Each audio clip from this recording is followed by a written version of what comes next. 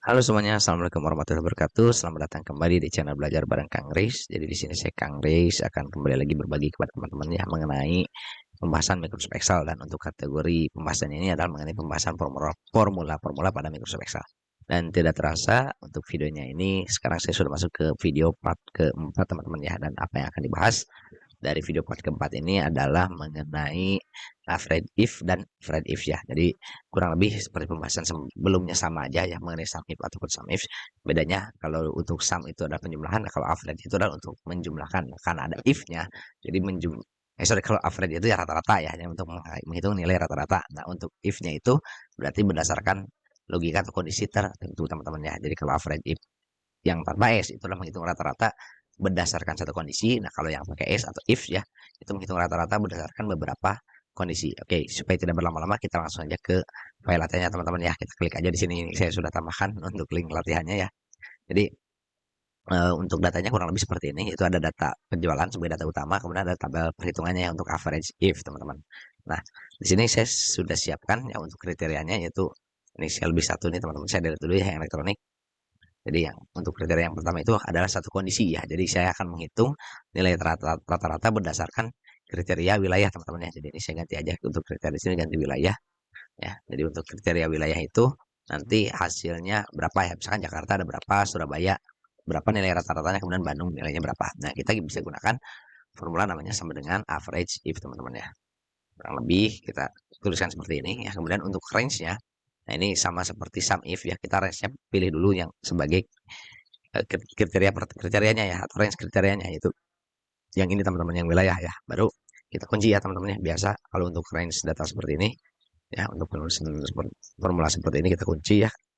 Kemudian untuk kriterianya berarti yang wilayah ini yang Jakarta ya teman-teman. Nah, ini nggak perlu dikunci biar dia bisa ngikut ke bawah teman-teman. Nah, kemudian untuk average range-nya itu adalah nilai yang range data yang berisi nilai yang untuk kita cari nilai rata-ratanya, berarti yang ini ya teman-teman ya.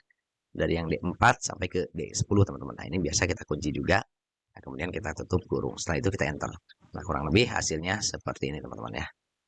Jadi untuk nilai rata-rata kategori wilayah Jakarta yaitu sekitar 4.400.000. Kalau Surabaya 3 juta, kalau Bandung 4.900.000 ya. Kalau kita misalkan cek misalkan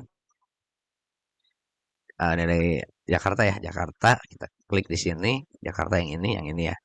Nah, ini kalau kita lihat di apa namanya tuh dialog infonya ya, di info bar. Nah, itu kurang lebih average-nya 4.400.000 teman-teman ya, sama ya dengan hasil perhitungan menggunakan average if.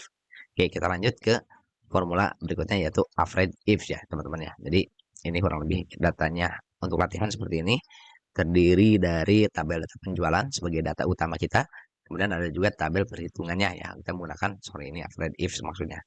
Nah, gitu, jadi pakai S ya. Jadi bedanya itu dengan fungsi average ifs ya teman-teman. Jadi si perhitungan nilai rata-ratanya itu berdasarkan beberapa kondisi ya. Di sini saya siapkan atau sediakan dua kondisi. Yang pertama ada kriteria wilayah ya di sini. Kriteria pertamanya itu wilayah. Kemudian untuk kriteria keduanya itu adalah kategori produknya teman-teman ya. Kategorinya ya. Kategori produknya. Kemudian kita tuliskan di hasil itu adalah nilainya teman-teman ya, nilainya. Jadi nilai rata-ratanya itu berapa sih gitu ya, untuk kategori misalkan di wilayah Jakarta dengan kategori elektronik ya, nilai rata-ratanya berapa. Nah, ini kita bisa gunakan fungsinya namanya average ifs teman-teman ya. Nah, yang ini, nah, sama halnya dengan sum if ya. Jadi kita kalau untuk yang lebih dari satu kondisi, yang cari range sorry, yang diseleksi range-nya itu adalah range dari hasilnya dulu ya di sini ya. Berarti ya kita mencari hasil dari penjualannya dulu, kemudian kita kunci ya itu average range-nya. Kemudian untuk parameter keduanya itu yaitu kriteria range pertama, berarti yang wilayah ya teman-teman, yang ini ya. Bebas sih sebenarnya mau wilayah dulu atau mau kategori dulu sebagai kriteria range pertama, yang penting nanti secara ininya sama ya teman-teman ya. Jadi kalau kriteria range-nya kita ambil yang wilayah, berarti nanti untuk kriteria satunya juga kita ambil wilayah teman-teman, seperti itu. Kita kunci, kemudian untuk kriteria satunya berarti yang wilayah ya, karena kita ambil kriteria yang pertama itu adalah wilayah, kita kunci. Setelah itu kita titik koma lagi, kemudian untuk kriteria range keduanya berarti adalah kategori produk teman-teman. Itu yang ini ya. Kita seleksi range-nya, kemudian kita kunci juga. Nah, untuk kriteria keduanya berarti yang kategori ini teman-teman. Kita pilih kategorinya sebagai kriteria kedua. Kemudian tutup kurung, kemudian kita enter. Nah, maka kurang lebih hasilnya adalah berikut teman-teman ya. Ini mestinya sama teman-teman. Jadi kalau kita, ini saya pakai dulu ini nih. Nah ini accounting biar kelihatan rupiahnya. Nah ini kenapa error teman-teman ya? Kita lihat coba sekalian nggak apa-apa lah. Kita buat jadi error. Nah ternyata ini nggak kekunci teman-teman ya. Ada yang nggak kekunci ini nih. Ini kuncinya kurang lengkap teman-teman ya. Makanya jadi error.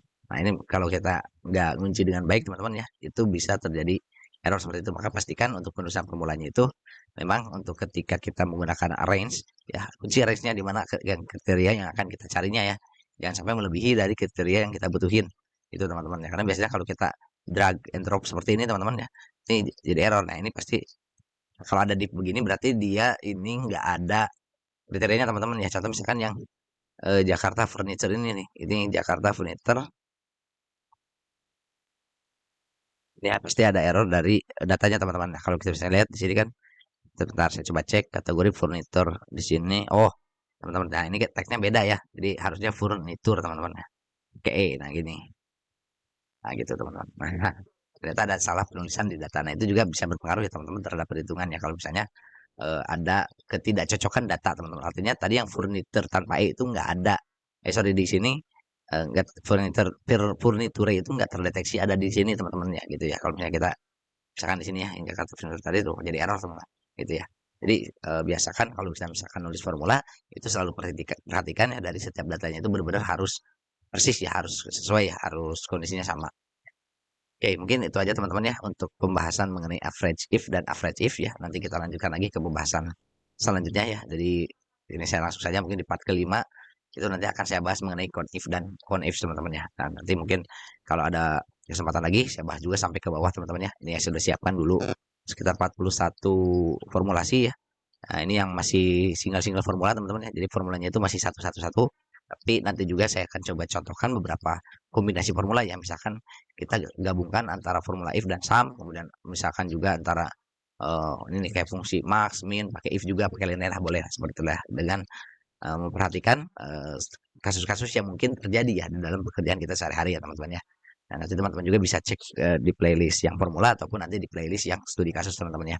Sesuai dengan kebutuhan dari konten yang saya buatnya nanti. Oke, mungkin sekian yang bisa disampaikan. Mohon maaf apabila ada salah kata ataupun kurang baik dalam penyampaian berdasarkan keterbatasan ilmu dan juga pengalaman yang saya miliki.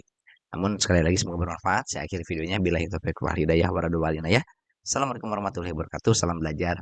Semangat.